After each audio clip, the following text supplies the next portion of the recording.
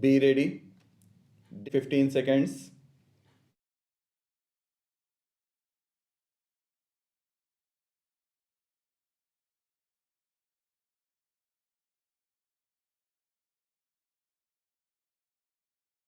Honorable Speaker, Sir, it was our government which set up a separate department for fisheries, realizing the importance of assisting fishermen. This has resulted in doubling of both inland and aquaculture production. Seafood export since 2013-14 has also doubled.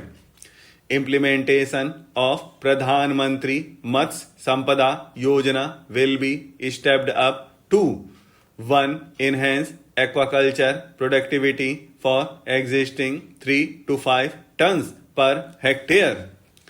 2. Double exports to rupees 1 lakh crore and 3. Generate 55 lakh employment in near future.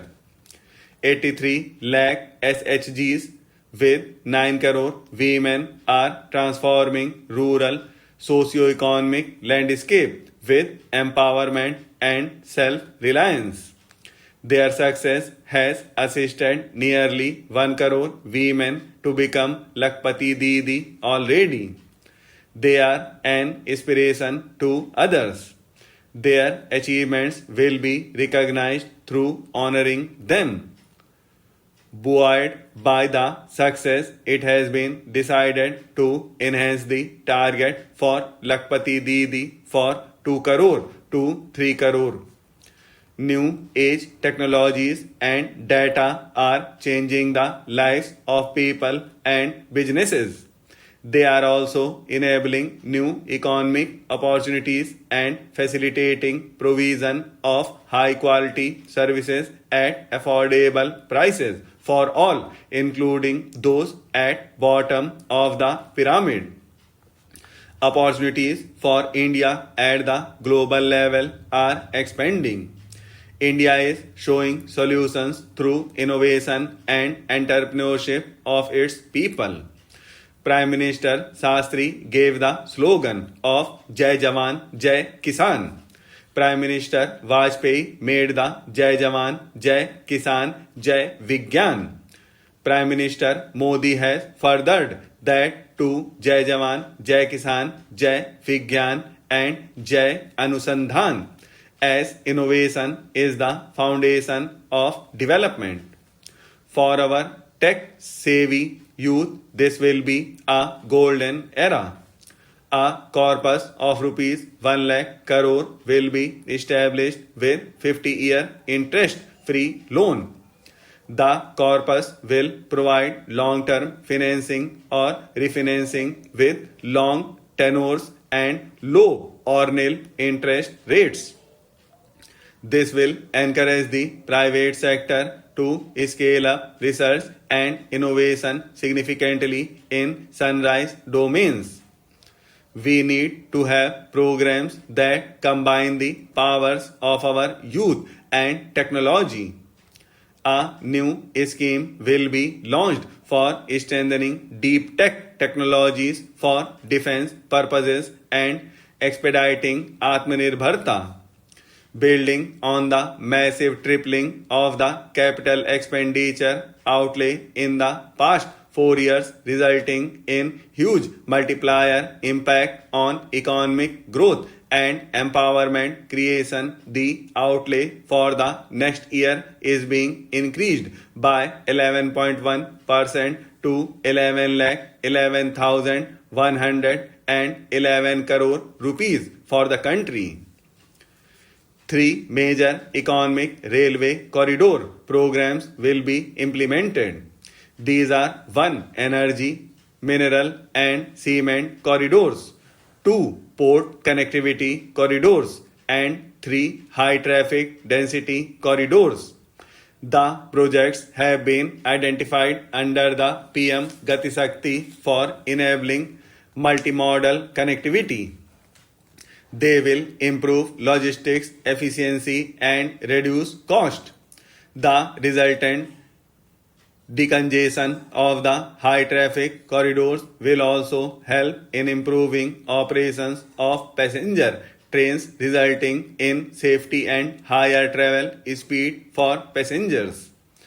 Together with dedicated freight corridors, these three economic corridor programs will accelerate our GDP growth and reduce logistic costs. 40,000 normal rail bogies will be converted to the Vande Bharat standards to enhance safety, convenience, and comfort of passengers. The aviation sector has been galvanized in the past 10 years. Number of airports have doubled to 149. Roll out of air connectivity to Tier 2 and Tier 3 cities under Udan scheme has been widespread. 517 new routes are carrying 1.3 crore passengers. Indian carriers have proactively placed orders for over 1,000 new aircrafts. Expansion of existing airports and development of new airports will continue expeditiously. We have a fast expanding middle class and rapid urbanization is taking place.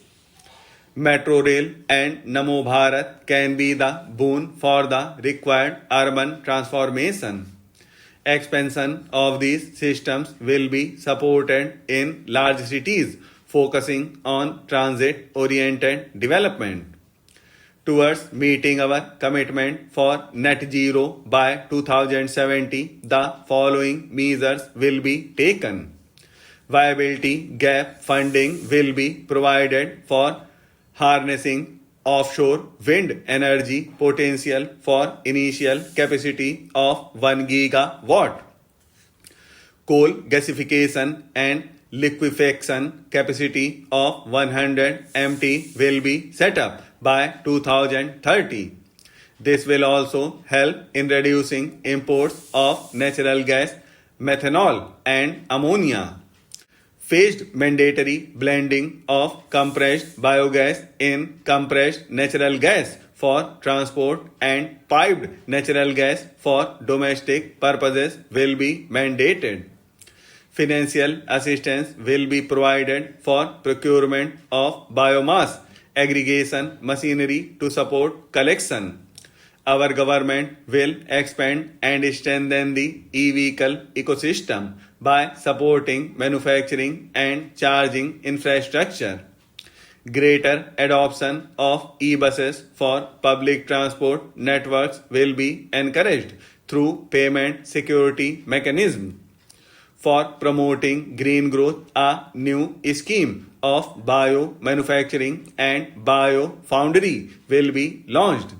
This will provide environment-friendly alternatives such as biodegradable polymers, plastics, pharmaceuticals, and agri-inputs. This scheme will also help in transforming today's consumptive manufacturing change to the one based on regenerative principles. For promoting climate change activities for Blue Economy 2.0, a scheme for its restoration. Observe National Solidarity Day. It was exactly 2 years ago that our northern borders were attacked. This was surprise sprung on us quite suddenly. But in that hour of peril, we saw an upsurge of patriotic feeling throughout the country.